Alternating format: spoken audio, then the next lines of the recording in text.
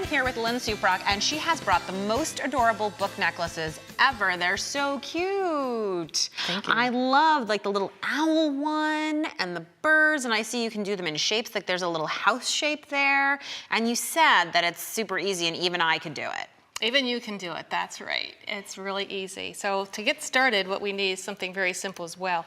We're going to use credit cards or old room keys or whatever you have that you bring home sometimes. And then we're going to take that and make templates. And that's going to be your pages. So to make your template, you just trace that shape onto regular paper. Doesn't have to be anything fancy. This is cardstock. Then I brought along some of the handmade paper that I have, and I did that as well. So you have your option of what you want to fill your book with when you're finished. So you have your pages, and then you're going to take that credit card and you're going to cut it in half so that you have it 2 pieces. And you're also going to take one of your pages, you're going to also cut that in half because we'll use that as a template later to make the little holes.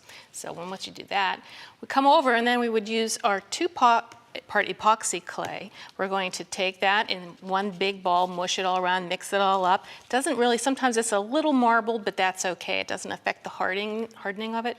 So I would take one of my halves of credit cards and I would take one of the balls of clay and I would just smoosh it down like that. Just going to smoosh it. Now we're making the covers of the book as opposed to the pages, which are super easy. You could do paper, you could do photographs, mini tiny scrapbook. You could have love notes inside. Right, and a little artwork from you. Whatever it is, but we're just making, you know, that would be cute. Little dogs, yeah. So after I get the clay molded on there, I really want to make sure the edges are clean. So I'll come on my craft mat and just kind of scrape it off like that. So I thought you were going to use a blade or something. I don't even use a blade. I don't need to have a blade. But you say I have some fingerprints or glove marks in there. How to get that out of there or to make it smooth is just to add a little bit of this epoxy, 2-part epoxy solvent. So I'm just kind of smoothing it. See how that nice and smooth. I thought maybe you were going to use like a roller, like you do with polymer clay or something like that. No, you could, but I'm quick, and it's instant gratification. That's that's what I do sometimes. So you smooth it all out, and once you've done that, I have 2 right here that have hardened. After just a few hours, it gets hardened, and then I have before it hardens, I'm going to also put some stamping into it. So I'm going to use an embossing plate.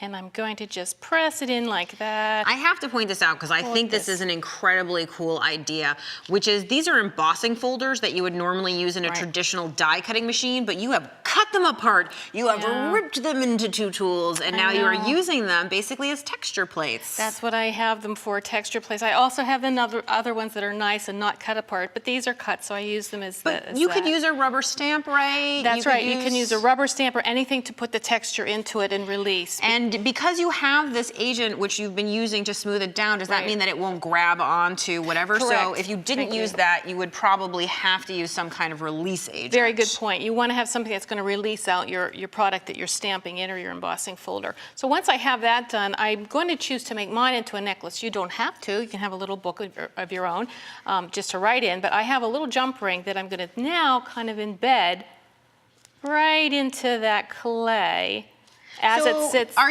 you putting it just like, it's a sliver in the top there? Just You're not even worrying about it. You're shoving it in there, no adhesive. Right, because when that clay dries, that's going to be cemented in there and you don't have to worry about it falling out. So I'm going to just remove my gloves and I'm going to come over here. So after that's happened, I have samples. Remember, we have the back plate. It's the credit card that's still on there. How long did this dry for to be this hard? I left this product for this project overnight. Okay. And then I just had it nice and hard and there was no question about it. So I'm going to take this plate off now and I'm going to use just dental tools, clay tools, kitchen knife, but dedicated. Dedicated, don't use it on food. So what I'm going to do is come into one of the corners. Can you see I got a corner? And then I'm just going to make it come all the way around and it's going to pop right off. And you didn't put a release agent on that card before putting the clay in, so it's important obviously that it's plasticky. It is important that it's plasticky. I assume if you used a credit card that had raised numbers, you might see those numbers in the back of that. It's a way to emboss in another way, right?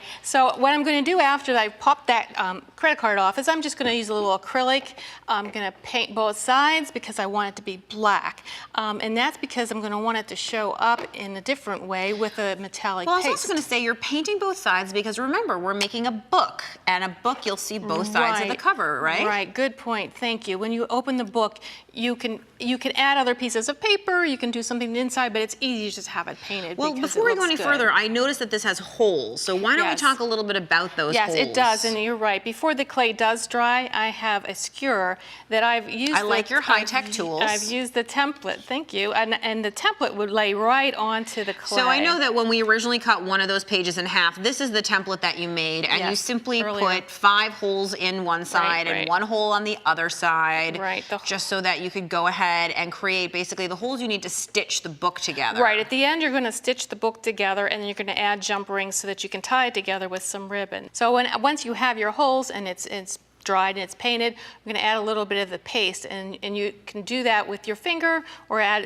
it with some Well, gloves. let's add some paste. So- that looks like a little too much Well- fun not to have. Come on, Lynn. Well, let's just we'll move all these tubes out of the way. And it's a metallic paste that I do use to do this. So we're going to get this effect by adding this to your pinky.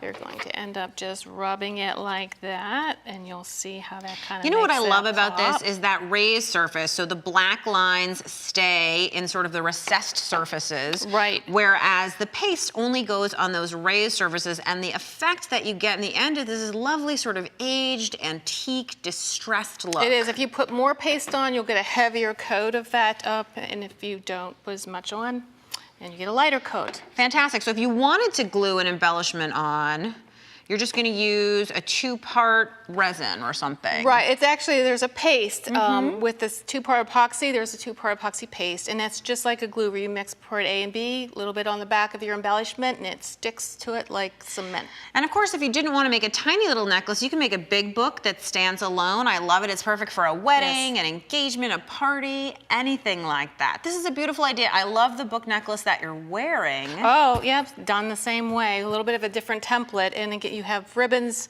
jump rings, embellishments. You can make it your own. It's just It's got that very little niche in the unique. center for a photo. I love it. And of course, if you want to know how to stitch a book block together, you can visit our website and find all of that out.